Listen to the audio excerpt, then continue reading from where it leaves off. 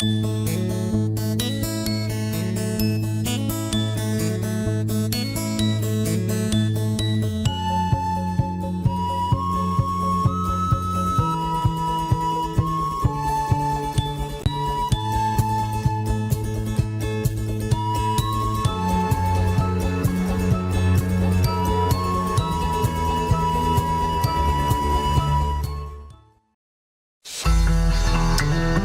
for joining us for our continued coverage of Hurricane Lane.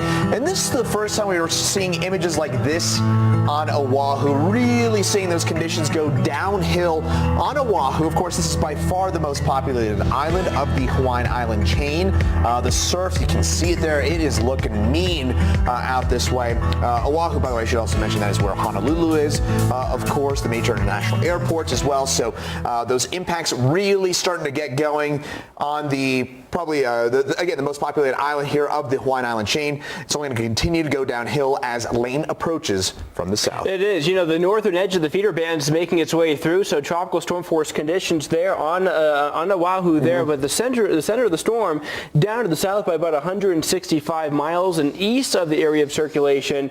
The Big Island, at least on the western side, where we do find our own field correspondent, Ben McMillan, has been there. And Ben, recently you've seen some sunshine. Yeah, Nick and Chris, we've been here on the west coast of the Big Island monitoring Hurricane Lane's conditions, or lack of them at the moment. We've had a lot of clearing and then a squall move through and then more clearing. So things are very rapidly changing out here, and we're just not sure what we're going to get today, this afternoon on the west coast. Well, okay, so it seems like so far so good there on the west coast. That's typically the drier side of the island. You've been kind of saved by some of those downsloping winds where you are, Ben, right now. But where you were yesterday, you were on Hilo on the windward side of the islands. And describe for us what you saw out there.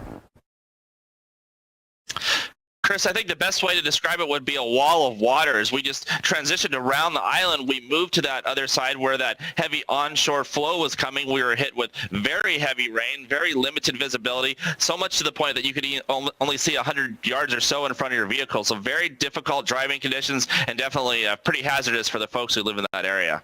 You know, no doubt about that. The National Weather Service, by the way, is calling the flooding situation there for the eastern side of the island as catastrophic flooding.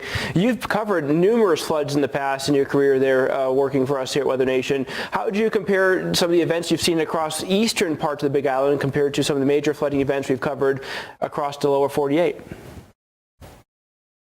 Well, Nick, I told one of our producers yesterday that was probably the #1 flood event of my career, and just the feeling the power up close of that water.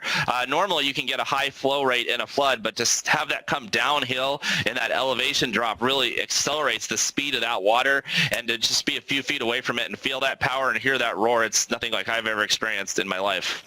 Well, incredible. Ben, my final one here, in regards to where you are, you're in Kona, which is facing towards the storm, so you're a bit more exposed to the surf out there. How's the surf been so far? And I understand your high tide is later on today.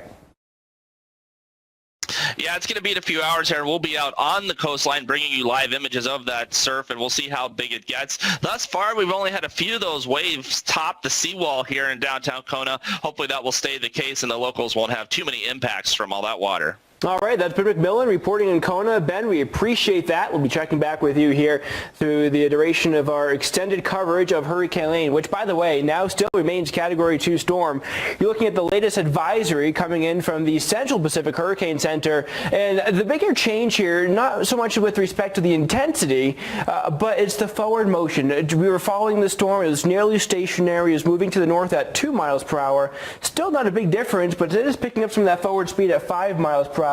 It is a trend, and also the pressure's on its way up a little bit more. 1 millibar per hour seems like, showing further signs of that weakening as it continues that northward track. Yeah, and for those of you that might be new to weather, the higher the pressure, it's an inverse relationship. The higher the pressure, the weaker the storm. The lower the pressure, the stronger the storm. So when you're talking about those millibars rising, that's good news. That's what we want to see. We also want to see that acceleration, although it's getting a little close to Oahu at this point.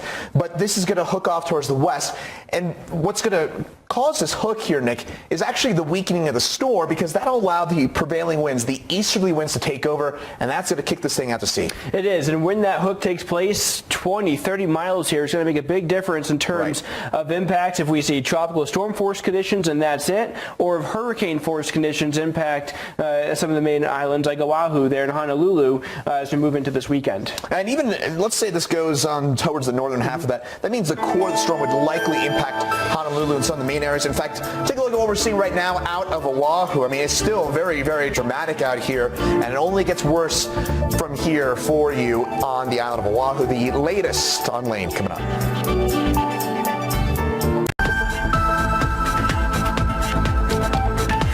Extended coverage here of Hurricane Lane continues on Weather Nation. Looking at a time lapse out of Hawaii earlier into the day, where conditions were more so on the quieter side, but of course a lot of clouds associated with the hurricane as it was making its approach. And now we're starting to see a whole different situation there in Oahu. This is the big island, the most populated island, with tropical storm force conditions there now being felt and experienced. You can see that with all the palm trees swaying and the high surf kicked up. The center of the storm, Chris, still about 160 miles south of Oahu. You know what's striking about the image you just showed you from Oahu is we think about Hawaii and we think about the tropics and the palm trees, especially, of course, if you're from outside of Hawaii. But you might not know that Honolulu averages about as much rainfall as, say, Lubbock, Texas in a year. It's a fairly dry place. We're not used to getting this kind of activity here, are we, Nick? Not at all. And, you know, the type of rain that we may have coming is pretty significant. For just altogether, hurricanes impacting Hawaii are pretty rare to begin with. Yeah, and we're going to actually have more on that here in the next couple of minutes. Glad you brought that up. But this storm is moving off towards the north at 5 miles an hour. You mentioned this in our last show, Nick, that this movement it's good news. Yep. The quicker this moves, the quicker it gets on out of here, the quicker we get rid of that rainfall. That said, also, those winds staying with the same 105 mile an hour winds, but they're getting closer and closer to some of the main islands. Exactly. The forward motion is picking up, but what we want to see is a westward track. If it keeps going north, the center of storm is going to get very close to some of the main islands like Oahu and Molokai there. We don't want that. We want this to go west. In the meantime, though, it's not doing that, so the winds are starting to increase. The rain is continuing. Flash flood warnings in the Big Island. And this is why. I mean, look at this amount of rainfall, folks. I mean, try and put this in a little perspective. YK, that's on the south side of Hilo. 24 hours, he picked up about 23.5 inches worth of rainfall. That's close to double what Los Angeles, California will see in a full year. It's in one amazing. day. In one day. And we're seeing also reports in some rural areas across the eastern edge of the Big Island of upwards of 37 inches of rain reported so far from the storm. So more on the way, too, and that's why we're seeing a serious flooding situation there across the Big Island. Well, we're showing you on this map. This is in addition to, this is on top of what you've already seen. We're going to add in some spots, a foot, 2 feet plus of additional rainfall, and some of these gusty winds. It is. Winds gusting upwards close to 70 miles per hour. These are tropical storm force winds that are continuing here with respect to Hurricane Lane. So. And in Hawaii, we do have a long history, a rather scattered one, but we do have a history with hurricanes. For a bit more of a look back on it, here's meteorologist Joe Astolfi. Since reliable weather records first began 70 years ago, the state of Hawaii has rarely taken a direct hit from a hurricane. Although several tropical systems have closely passed by the islands, bringing high wind and heavy rain, only 2 hurricanes have made actual landfall, Dot in 1959 and Aniki in 1992, both on the island of Kauai. That's what makes Hurricane Lane so rare. For a brief period, Lane reached Category 5 status, packing 160 mile-per-hour wind. That makes Lane just the 6th Category 5 hurricane observed in the Central Pacific Basin. They don't happen very often, and if you look back, 3 of the 5 prior ones all happened in 1994. So we had Amelia, Gilma, and John. Along with John, Lane is just the 2nd hurricane of that magnitude to pass within 350 miles of Hawaii. So why are Hawaiian hurricanes so rare? One reason is simply geography. Hawaii is the 4th smallest state by land area. We are a very small location, so it's hard to hit this tiny dot in the middle of the Pacific. And we're also located far enough north in an area of generally cooler water and in an area with normally high wind shear, the changing wind with height over us. So we tend to see most tropical cyclones track south of us. Atmospheric and environmental factors such as sea surface temperatures and upper-level wind patterns also affect the path of a storm. Also, the terrain of Hawaii is a factor. The volcanic peaks of the Big Island are over 13,000 feet in elevation and can disrupt wind intensity, weakening approaching storms. In summary, the rarity of Hawaiian hurricanes is connected to a dry and stable upper-level air mass, cooler ocean temperatures, and strong wind shear. However, these conditions are not always present. That's why some storms, like Lane, can pose a threat. For Weather Nation, I'm meteorologist Joe Astolfi. Thank you for staying with us here on Weather Nation. Looking at video here coming out of Oahu, where we have tropical storm force conditions, wind right now gusting to 40 miles per hour. That's what you're seeing there with the palm trees swaying, the high surf being kicked up, and the storm itself is still 160 miles south of Honolulu. There it is, Category 2 storm. This is the most recent observation coming in from the Central Pacific Hurricane Center. As it continues making its way to the north with wind of 105 miles per hour. The forward motion with this did pick up a couple of notches, now up to 5 miles per hour in forward speed. It was at 2. So it's a trend that we are seeing. The other trend that we're looking at here is a continuation of a weakening trend going through this weekend, down to a Category 1 storm by Saturday morning and eventually hooking off toward the west. So this is a rare event for sure across the Hawaiian Islands. We'll certainly bring you the latest with that here coming up, but also looking back at history. We've also had some other main storms impacting the U.S. And a year ago today, we were watching a main storm, Hurricane Harvey, drenching parts of Texas, Chris. Yeah, this camera was a little bit different a year ago as it was being lashed by Harvey, as you mentioned there, Nick. And now joining us from Houston is our own John Van Pelt, who's been tracking Harvey a year after. And John, I know it's been a long road for the folks out there, but everything seems to be getting back to normal, isn't it? Yeah, Chris. Hi there, Nick. Things are getting back together slowly but surely here in Houston. A lot of people are back to normal. Other people still struggling to get like they were before the storm.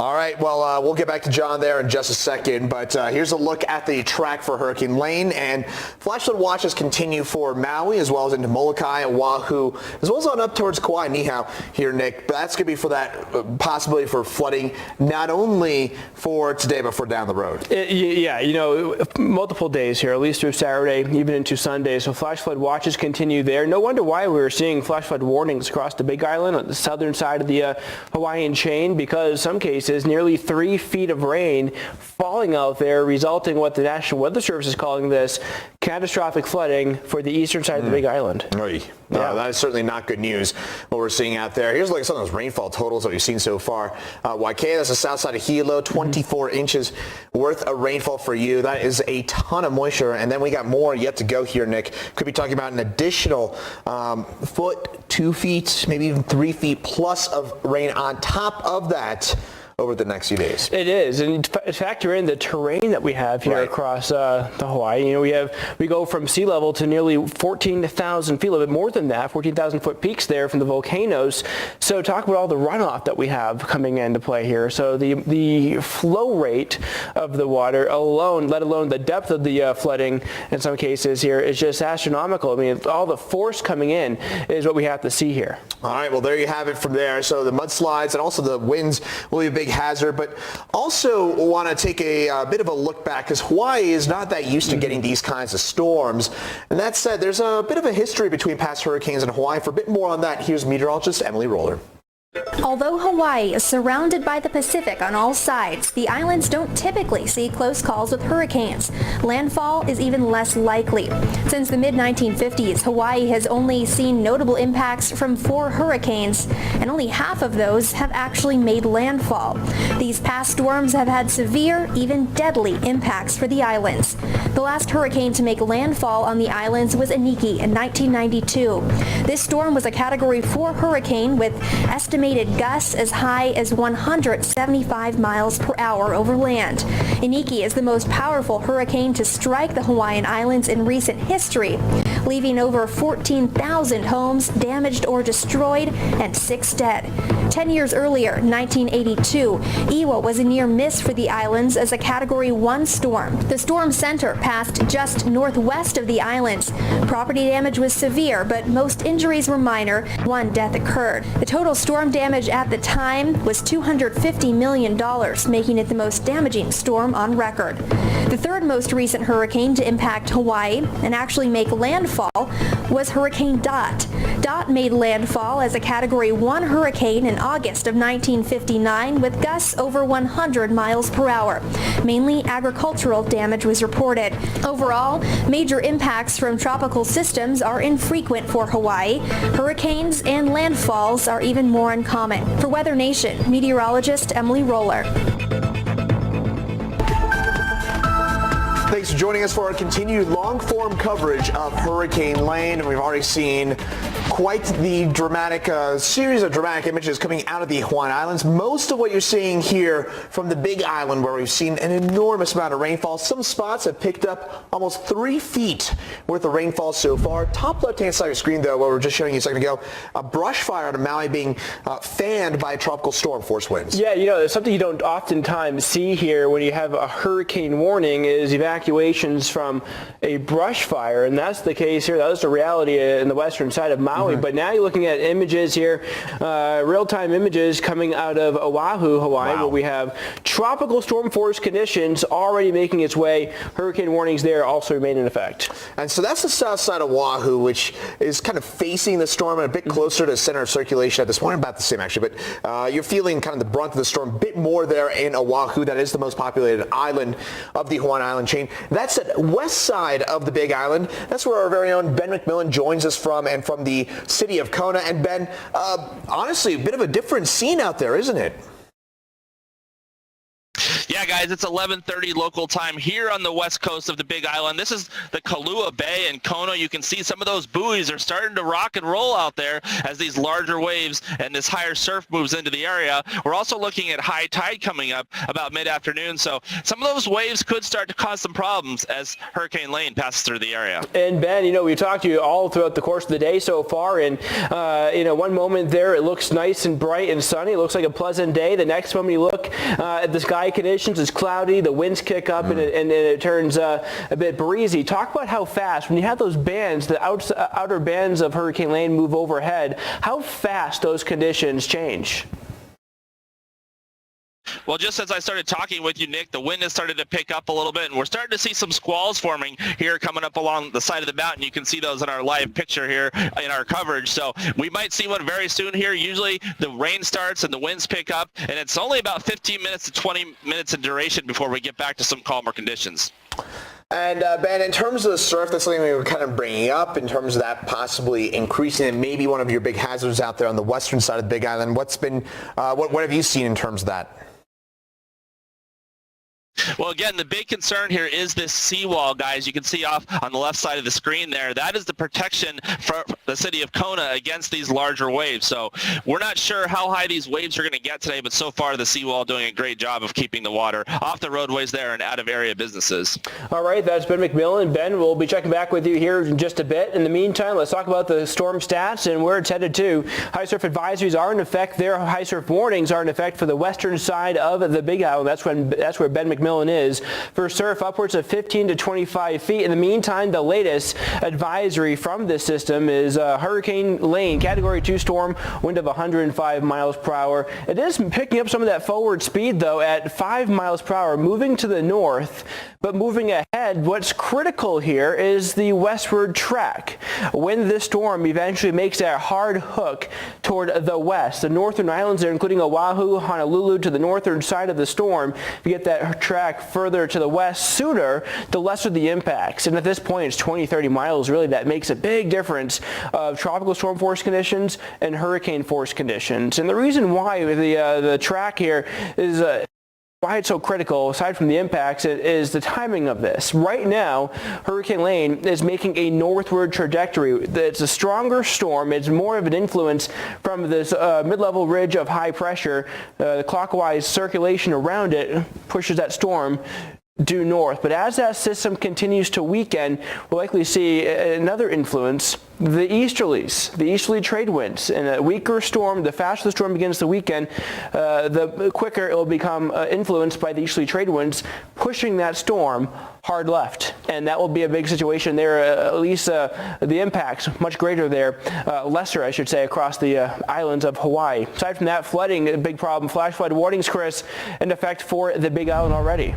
Yeah, and that's where the rain is coming on down. Here's a look bottom left-hand side of your screen of Oahu, where that rain, as we've been talking about, that is picking on up. But here's a look at the Viper radar, where we do have our center of storm offshore. I'm circling it for you. We're getting that counterclockwise flow, and that is pulling up some of that moisture into Oahu, which I've just circled, as well as into Maui. Stay with us. We got the very latest on our storm coming up after this, right here on Weather Nation.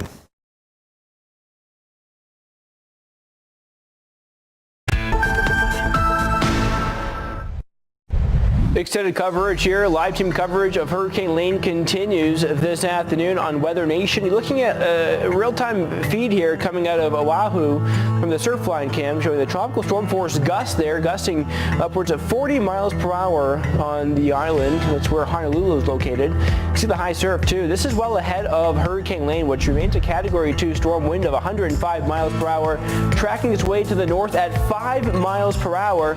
It's inching closer to those northern islands, including Oahu, but the forecast continues to be consistent in the fact that we're expecting the storm, the hurricane, to make a hard left hook within the next 12 to 24 hours. Hopefully sooner than later. If it happens sooner, the impacts for the Hawaiian Islands will be a lot less. Now, this is a rare event for Hawaii, with the more of an impacts from at least a tropical system that we are seeing. It has happened before, but if you go back to what has happened about a year ago today, Texas was getting hit hard by Hurricane Harvey. Certainly was. This was a different shot a year ago as Houston was being pounded by inches upon feet of rainfall. And joining us from Houston is John Van Pelt. And John, a bit of a different scene today than it was a year ago, isn't it? Yeah, Chris, I'm just outside of downtown in one of the gathering areas here in Houston, where people, in a way, are celebrating not just the end of the week, but celebrating being over with Harvey for the most part. Over 60 inches of rain. That puts the rainfall amount about right here on me.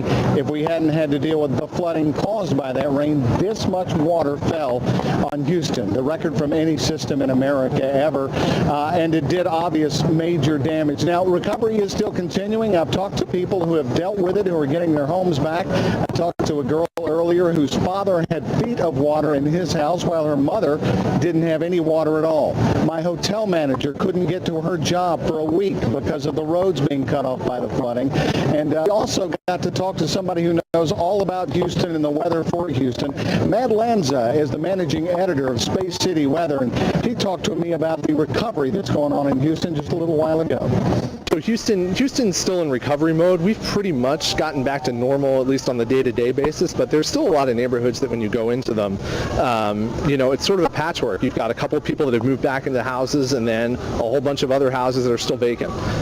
So it's not all well in parts of the city, and it's really strange sometimes being in different parts of the city that are completely normal and vibrant, and other parts that still feel like ghost towns. So there's a lot of reckoning that still needs to be done in terms of how we want to go forward as a city and what we want to do and how we want to plan. So we're still trying to work those things out now.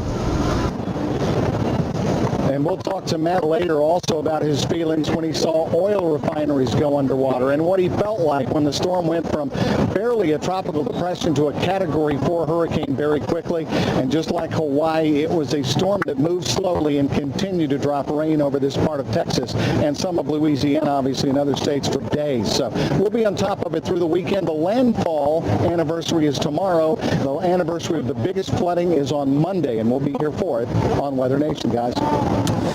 All right, John. Well, it certainly sounds like there's some work yet to go there in the Houston area. Thanks for your time out there in the Houston metro area. Let's get to what's, of course, the here and now. That is Hurricane Lane and some of the flooding that has been the main concern with this storm so far. And Nick, this flooding is going to continue over the next few days. It is. You know, we have flash flood warnings there for parts of the Big Island after nearly 30 inches of rain had impacted the area there. And also, Chris, flash flood watches continue for the other islands all the way up toward the north. So again, this is a story that has been developing for quite some time. Again, for Hawaii County, I'm getting the information now regarding that flash flood warning, and that does continue at least till 2:45 Mountain Time. That's on the eastern edge of the Big Island. All right, so there you have it. Some more of that flash flooding taking place on the Big Island. This is the reason why. I mean, 31 inches of rainfall in 24 hours. That is over an inch per hour for 24 hours. A striking number, but we have more rain yet to go, and in some cases, we could be talking about a couple of feet of additional rainfall. It is, and this will make the situation go from pretty bad to much worse here,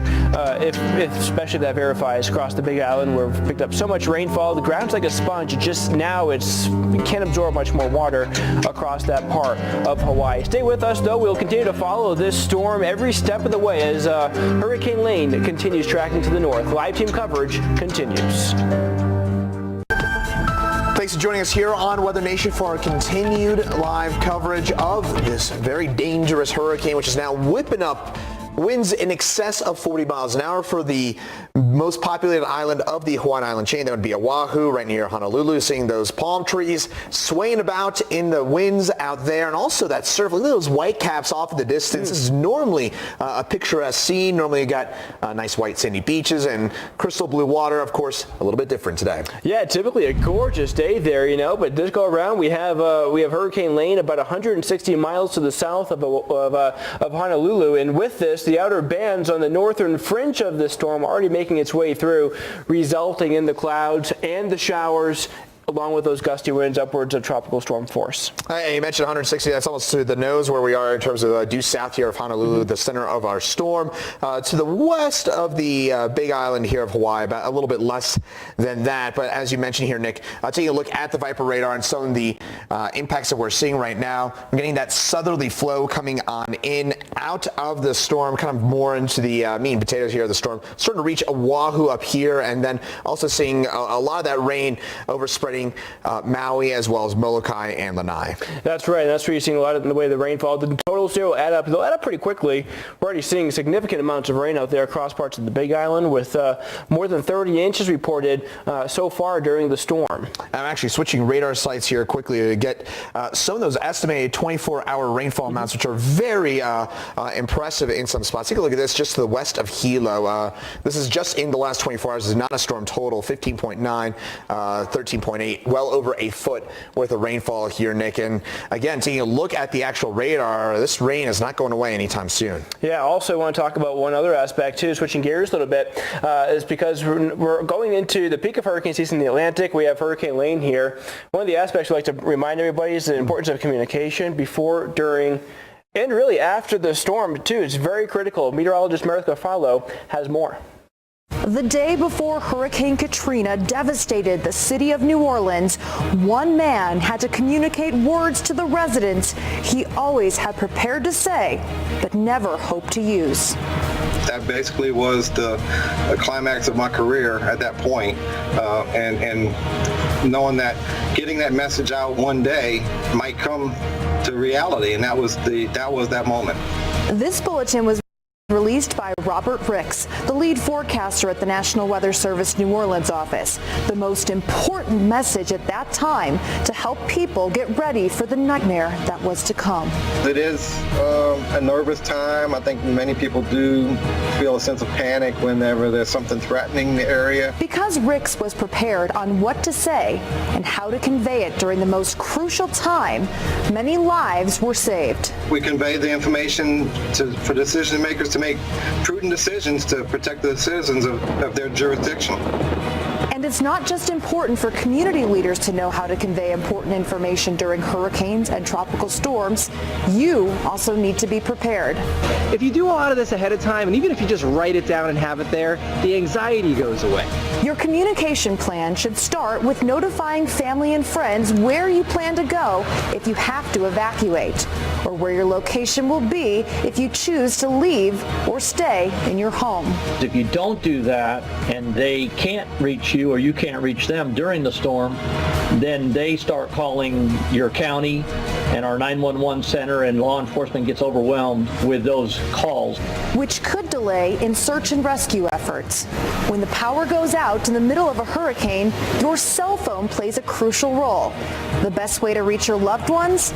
Through text messaging. They're more likely to get a message through that way.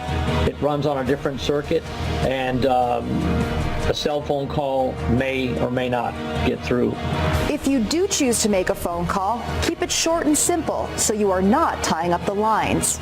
And if you can access your social media accounts, let others know you are okay or in need of help if you can't get through to 911. But in order to successfully communicate, you need a fully charged phone. Have external charging stations or extra batteries accessible so you can keep it charged at all times and not have to rely on electricity. So prepare now and know what to do. So if you are in the path of a storm this hurricane season, corresponding with others will be one less thing you need to worry about. For Weather Nation, I'm meteorologist Meredith Garfalo.